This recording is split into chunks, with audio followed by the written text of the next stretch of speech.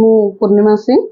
वर्तमान स्वयं महिला समवाय समितिर सभापति। देखो आज्ञा रजिस्टर्ड कोऑपरेटिव सोसाइटी रे जो अंजु महांती नामनी जड़े केस करते से वर्तमान से आणिकी जो कागज देखा वर्तमान से भित्तिहीन जेटा एक्सपर्टी ऑर्डर है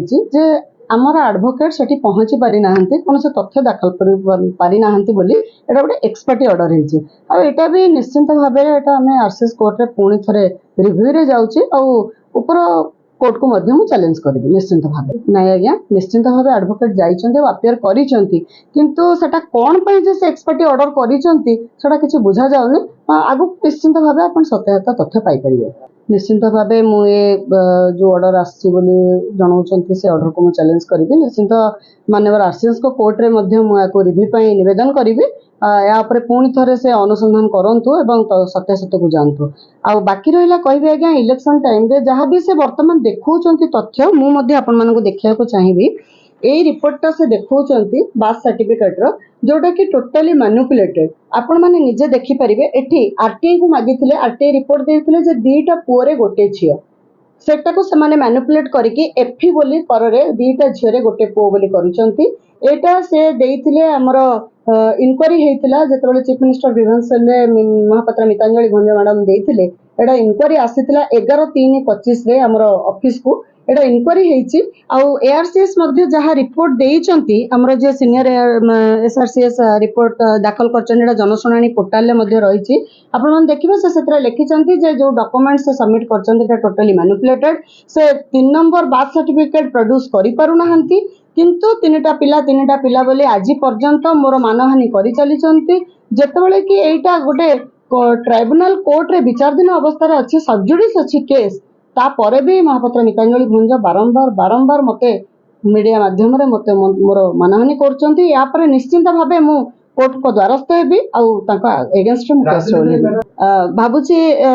छोटिया कथाटे कहबी निश्चिंत जदी किछि दक्षता थाए निश्चिंत शत्रु लागंती निश्चिंत मोर परिवार सहित आलोचना करी जेहेतु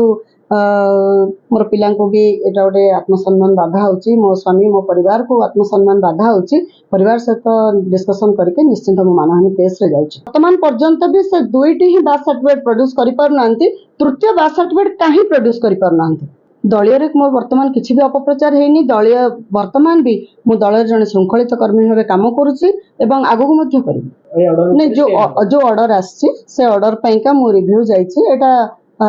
देखा जाओ आरसीएस माननीय आरसीएस को कोर्ट रे कोन निष्पत्ति जाउची नले मो अपर कोर्ट को मध्य जिबार संभावना अछि डायरेक्टर थिले बोली कहउचंती मु जने सदस्य थिले डायरेक्टर थिली 2018 मसिया शताब्दी भवन रे एजीबी रे तांकू अनुष्ठान को बदनाम करबा उद्देश्य रे तांकू बाहर कर दिया जायतिला पूर्वतन बोर्ड जो थिला ताकू बाहर कर दिया जायतिला कौन पे जदि मु ये प्रश्न तांकू पचारे जे से तो जने वर्तमान कहउचंती श्रृंखलित कर्मी तांकू ताले काहे कि बाहर कर दिया जायतिला जने श्रृंखलित डायरेक्टर आ अनुष्ठान पे उन्नति चिंता करतबा डायरेक्टर को केबे हेले एनुअल जनरल बॉडी मीटिंग रे केबे हेले सभ्य माने कोन बाहर कर देबे कि सेतेबेले आगे मु बोर्ड रे नथिली मु डायरेक्टर नथिली सेतेबेले बोर्ड रे आ गोटे कथा देखंतु आगे जो 65 इंक्वायरी करा जायतिला 65 इंक्वायरी से कहउचंती जे नयना महांती मैडम को किसी भूल नहीं मु जानी शुणी सस्पेंड करछि किंतु आज्ञा आपण मानक माध्यम रे मु हमर समग्र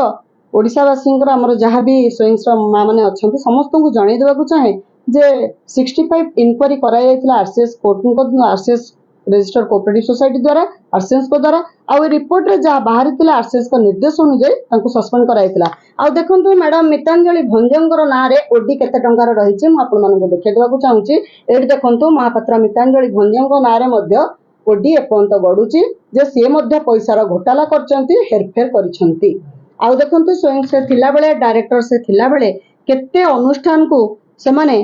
तांकोडू लांच नहीं पैसा नहीं तांको केते सबु अनुष्ठान केते केते पैसा सबु पेमेंट करचंती आपण माने देखंतु निश्चिंत भाव में कोठना कोठ तांको माननको पैसा नउतले ए पैसा तो गरीब माँ मानकर ए माँ माननको पैसा नहीं कि तांको माननको दबार किसी कारण नथिला ए माँ माननको पैसा को केमती हेरफेर कराउतला देखंतु